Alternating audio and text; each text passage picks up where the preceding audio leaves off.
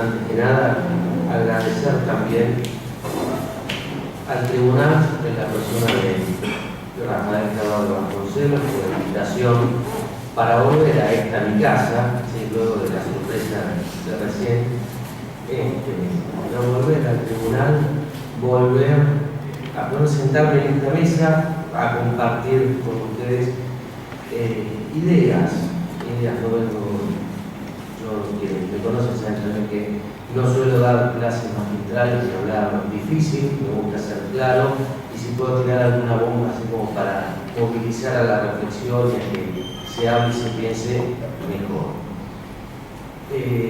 Para el tema que yo me planteé, ¿sí? Exponer ante los tribunales nacionales como motor jurídico legal del Mercosur, nada mejor que las tres exposiciones que se dieron anteriormente.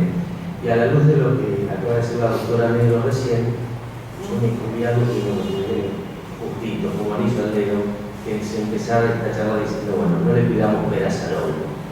¿Sí? El Tribunal Permanente de Revisión o el sistema de solución de controversias en el Mercosur es un sistema específico que tiene competencias atribuidas específicas y no podemos, ¿sí? En consecuencia, pedirle que vaya más allá, ¿sí? De lo que jurídicamente se lo ha habilitado.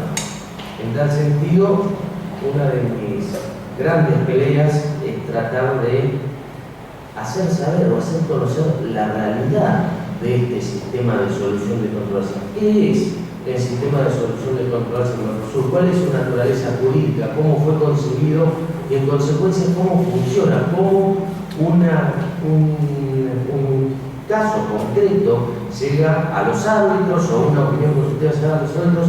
¿Y por qué los árbitros toman determinadas decisiones o sus pronunciamientos tienen determinadas características y no otras, como quizá nos podría gustar si esa misma cuestión, ese mismo conflicto ingresara en un tribunal judicial de Argentina, Uruguay, Paraguay o Brasil? En ese sentido, creo que voy a destacar tres aspectos preliminares o sustanciales que más o menos ya se han mencionado anteriormente, pero uno es que no hay que perder de vista que el sistema jurídico, ¿sí? Político y jurisdiccional del Mercosur es intergubernamental. ¿Y qué significa esta intergubernamentalidad que el doctor Gagno tanto mencionó? Significa sencillamente, por lo menos en cuanto a soluciones de controversias respecta, que no existe cesión ni delegación de competencias, ¿sí? De competencias originales de los poderes de los estados partes del Mercosur hacia las instituciones del Mercosur. Y en el caso concreto de solución de controversias, no existe delegación ni cesión de competencias de los poderes judiciales nacionales hacia los tribunales arbitralizados o hacia el Tribunal Permanente de Revisión del Mercosur. Esto está bien, esto está mal. Me parece que no se puede medir con esa vara. ¿Sí? No se puede decir si está bien o está mal, y voy a empezar también un poco en esto de la comparación también que se ha mencionado con Europa. No todo lo que se ha hecho en Europa es bueno y no todo lo que se ha hecho en Europa es malo. ¿Sí? Se habló de copiar. Copiar es malo. Adaptar o tener en cuenta las experiencias anteriores, buenas y malas, creo que es el plus que nosotros como proceso de integración podemos tener en este caso. Pero la supranacionalidad en sí misma no es sinónimo de éxito y la intergubernamentalidad en sí misma tampoco es sinónimo de fracaso. Y si vamos al esquema de solución de controversias o jurisdiccionales, yo siempre doy un ejemplo cuando estoy en las clases. Tenemos el Tribunal de Justicia de la Unión Europea, el Tribunal de Justicia de la Unión Europea, que es un éxito dentro de un modelo supranacional. Pero totalmente opuesto a él, tenemos la Corte Interamericana de Derechos Humanos, que es un tribunal intergubernamental puro y duro, que también es un éxito. Y de cita y referencia obligatoria, incluso no en tribunales latinoamericanos, sino también en tribunales europeos. El propio Tribunal de Derechos Humanos de Europa, ¿sí? El Tribunal de Estrasburgo, ha hecho mención a sentencias o opiniones del Tribunal de la Corte Interamericana de Derechos Humanos. Entonces, también hay que relativizar eso un poco. Pero dentro de este tema, y también se decía, las relaciones internacionales, ¿sí?, generaron, y el Mercosur en particular, generaron la necesidad de crear un nuevo derecho, un nuevo sistema jurídico normativo. ¿Para qué? Para regular no ya la vida en sociedad, sino un proyecto común entre Estados, ¿sí?, de crecimiento, de desarrollo, y me permito decirlo porque acá me mata no decirlo, como dice el propio y mal llamado preámbulo del Tratado de Asunción, con justicia social. ¿Sí? No nos olvidemos que por algo, a los tirones seguramente, y eso es cierto, pero por algo esa frase está puesta ahí, algunas veces no son cortesías. Y el cuerpo jurídico normativo, el propio protocolo de Europreto, que viene a cerrar, ¿sí?, las características propias del bloque de integración del Mercosur, le otorga un carácter de obligatoriedad en su cumplimiento respecto de los Estados. ¿Con qué se conjuga esto? Con la tercera nota particular, es con un sistema muy peculiar de entrada en vigencia de las normas Mercosur. O sea, a partir de cuándo las normas Mercosur pueden ser invocadas, ¿sí?, y surten efectos jurídicos en los Estados parte del Mercosur.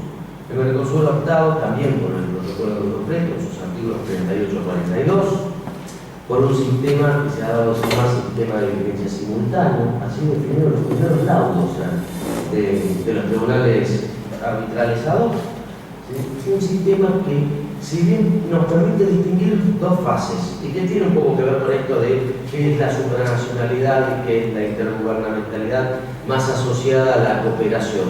Una fase donde una norma Mercosur es negociada, es consensuada y es aprobada por consenso y unanimidad y con el voto de todos los Estados partes, y toma vigencia internacional porque es una norma internacional vigente, pero que no es vigente a los efectos prácticos dentro de los Estados. Genera responsabilidad, pero no es invocable por nosotros, por los Santiago de Luca o los Juan Pérez, que día a día tenemos que hacer frente a situaciones comerciales o de la índole que fuere, que esté regulada por el Mercosur, y que nos puede generar un conflicto por su incumplimiento, por su interpretación o por su violación.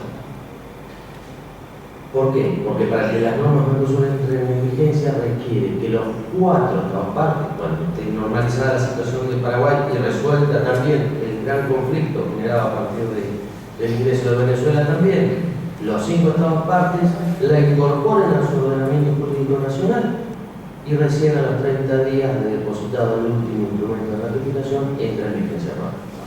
Pero esto quiere decir que la norma del Mercosur no está, digamos, no tiene, aunque sea desde el punto de vista del derecho internacional, una vigencia, sí, en stand-by hasta que la podamos aplicar internamente, sí la tiene.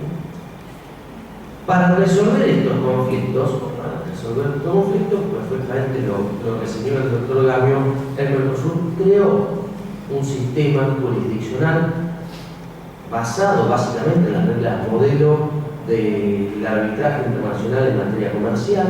¿Sí? El protocolo de Brasilia no deja de ser un esquema similar, respondiendo también a las particularidades institucionales del Mercosur, ¿sí? Como va a participar una institución y otra, y que se ha ido perfeccionando a raíz del tiempo, ya desde los primeros años de vigencia del protocolo e incluso previo al inicio de las primeras controversias, ya por el año 98, fin del 98, ya se reclamaba desde ciertos sectores políticos o públicos, para no decir políticos, para que no se nos interprete, públicos y académicos, se reclamaba un cambio, un avance.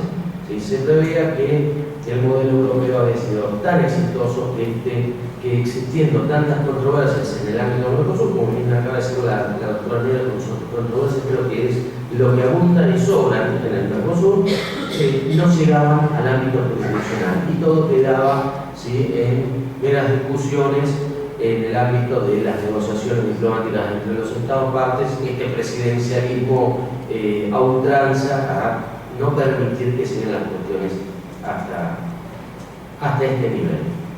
Pero no perdamos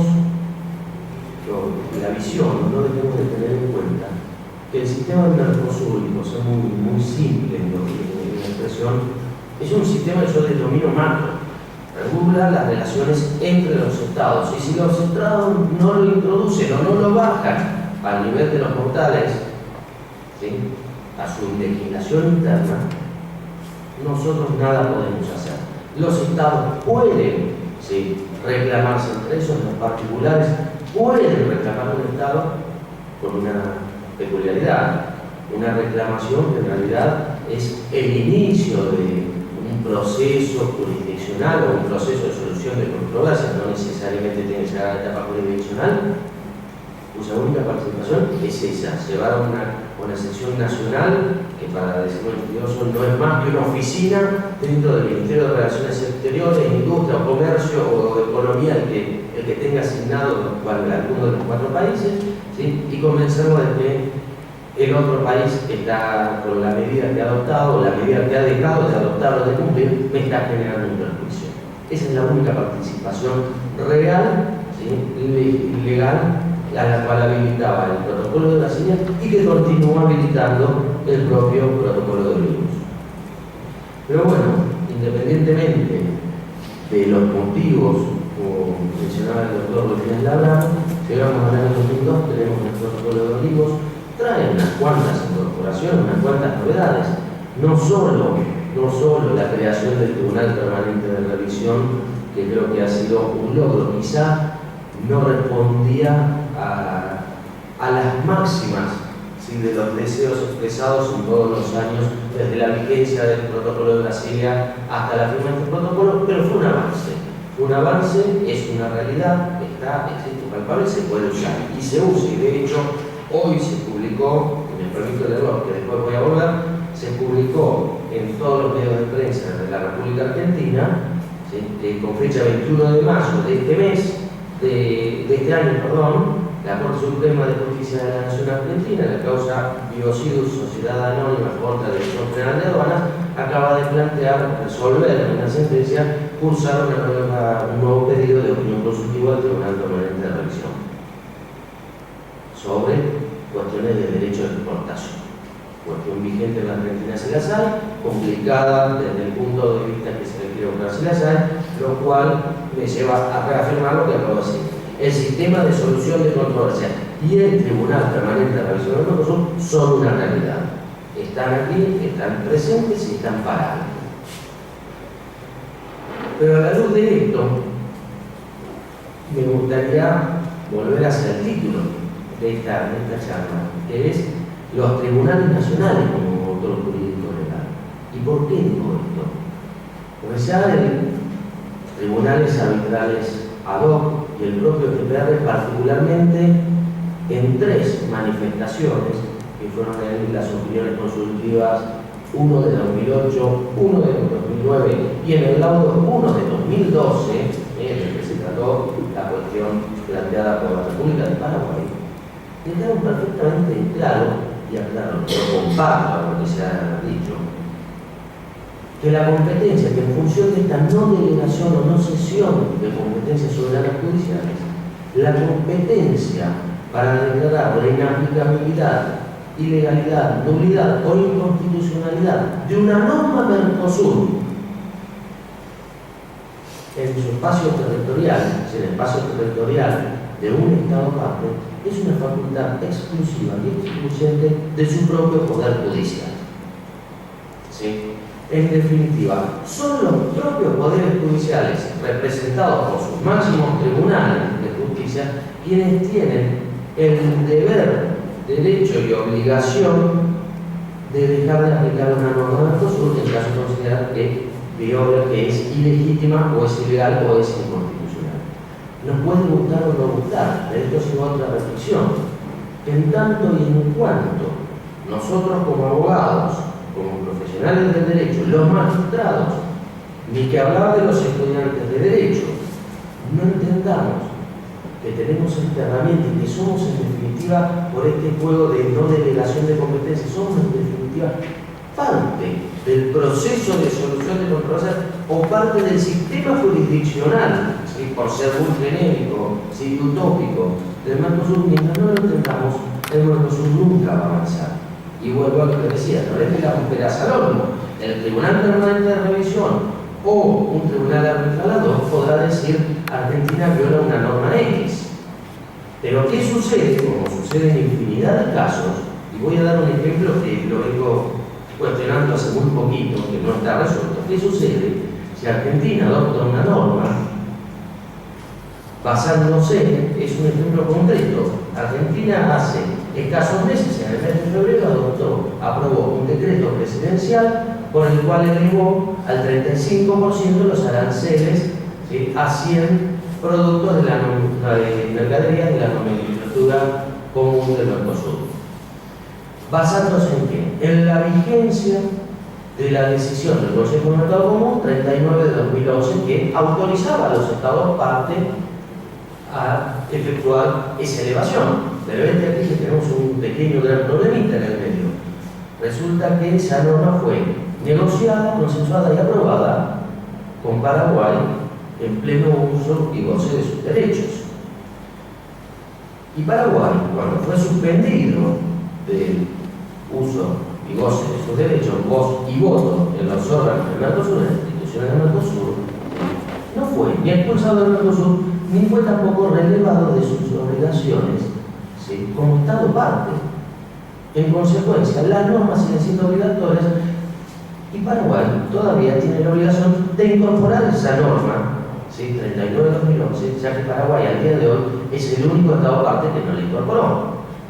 Llovido sobre mojado, en la misma cumbre, en la misma reunión del Consejo en la cual se aprueba la suspensión de Paraguay, el Consejo de Mercado Común sostiene que, bueno, mientras subsista esta situación peculiar, el sistema, ¿sí?, general previsto para entrar en vigencia va a ser suplido por una excepción que implica que con la simple incorporación normativa por Argentina, Brasil y Uruguay, las normas entrarán en vigencia. Está bien, pero eso es una excepción a la regla. Es más, en esa misma fecha y en esa misma reunión se aprobó una nueva decisión, que es la 25 de 2012, donde no solo se amplía la posibilidad de aumentar los aranceles a 200 productos de la nomenclatura común del Mercosur, donde están incluidos los 100 de la original, y en uno de esos actos de lucidez, que yo digo que tiene poco el Mercosur en cuanto a técnica legislativa, incluso la norma 25-2012 dice expresamente que deroga la decisión 39 de 2011. Fantástico. Aquí la pregunta: si Argentina, Uruguay y Brasil incorporan la decisión 25-2011, no hay problema, porque estamos frente al ejercicio puro de la excepción. Pero, a ver, yo soy una empresa que importo alguna de las mercaderías a Argentina, extrazona una de estas mercaderías, Argentina, Brasil o Uruguay, porque Uruguay y Brasil también han incorporado y se han elevado también los aranceles. Yo soy una de estas empresas que importo, me cobran el 35% de arancel cuando antes yo pagaba el 6%, y yo les voy a pedir que me devuelvan el dinero. Voy a iniciar un proceso de repetición y voy a cuestionar lógicamente la validez. ¿Es válida la norma argentina sujeta a una interpretación de una norma Mercosur adoptada como excepción ante una excepción o una desprolijidad jurídica, como para tomar los mismos términos que acabo de usar la doctora Nero? ¿Es legítima? Mi opinión es que no. Y quien debe resolver no es el Tribunal Permanente de Revisión, no es un tribunal arbitrador, es el Poder Judicial en la República Argentina, en la República Oriental de Uruguay o en la República Federativa de Brasil. ¿Por qué? Porque la afectación es una afectación directa, pura y dura hacia una persona, un nacional argentino, y al no existir afectación respecto de un y otro de los estados parte del Mercosur, no tendría la posibilidad o la vía habilitada para acceder al sistema de solución de controversia del Mercosur.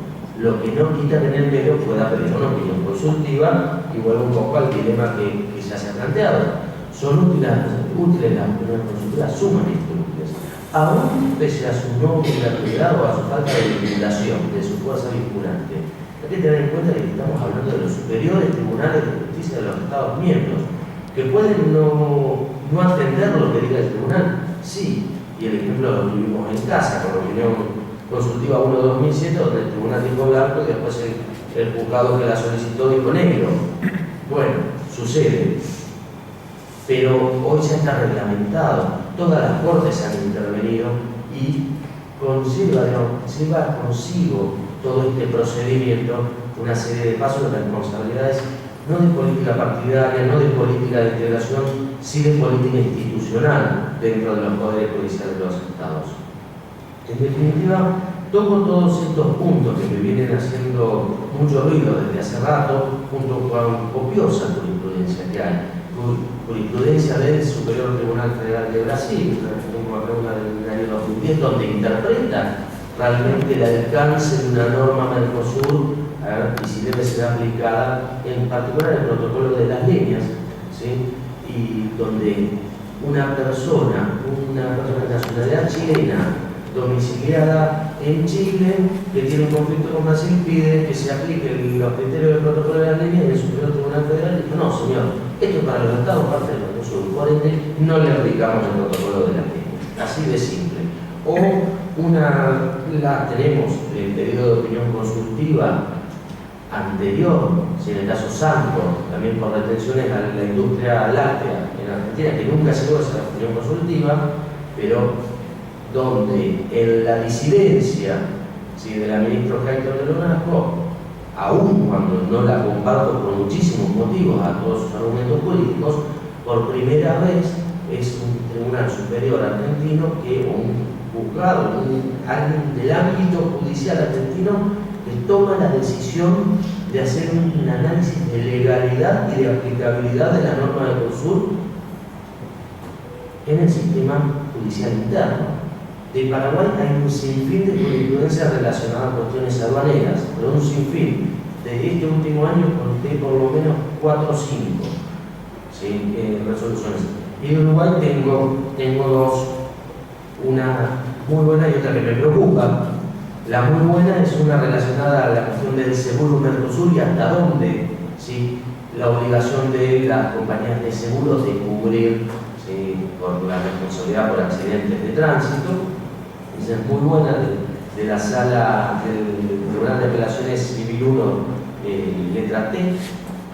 Y la otra muy mala, que no tengo la referencia exacta, pero sí la leí, que es una reciente de la Corte de Uruguay, donde yo siempre he pensado que Uruguay se debatía entre un monismo con una influencia del derecho interno más que del derecho internacional, pero ahora definitivamente Uruguay ha estado en claro, no, que es un país dualista, donde la norma posterior deroga la anterior y ponemos todo en pie de igualdad. Lo digo un poco también reflotando estos interrogantes que el propio doctor había puesto sobre la mesa, ¿no? Las diferencias y las asimetrías, incluso jurídicas constitucionales que tenemos en el Mercosur.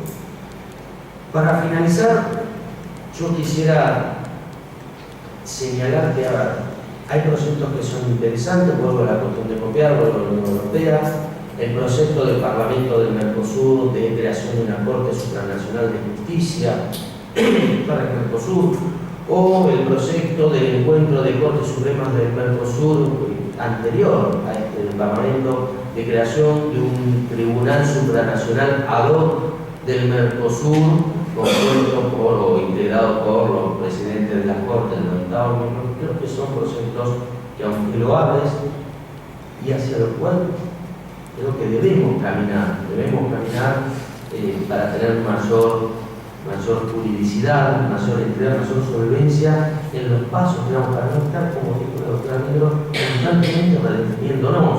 Si queremos corrigiendo el camino elegido, pero no redefiniéndonos constantemente o estancándonos pensando en si lo que estamos haciendo era lo que queríamos o no. Solo hablo, pero son proyectos contra natura, son utópicos, por lo menos en la realidad actual y con el esquema de cambio a nivel regional y multilateral que se ha planteado. No soy para nada final, pero voy a insistir, y con eso cierro, simplemente que nosotros tenemos, y hablo en plural, e incluso nosotros, estudiantes, abogados, magistrados, tenemos un deber, una obligación de difundir, primero de hacer conocer, pero hacer conocer el derecho del Mercosur tal cual es, no como realidad de que un tribunal del Mercosur nos va a solucionar los problemas, nos va a solucionar algunos problemas concretos. Entonces creo que conociéndolo vamos a poder hacer un mejor y mayor uso de la herramienta que el Mercosur nos pone a mano. Y esto de conocer nos lleva a difundir. Y si difundimos, obligatoriamente lo vamos a utilizar en nuestros recursos diarios cuando nos venga a ver algún cliente, y en definitiva vamos a estar motivando a nuestros magistrados a que puedan profundizar sus conocimientos sobre el derecho del Mercosur y poder mejorar y perfeccionar este derecho. Muchas gracias.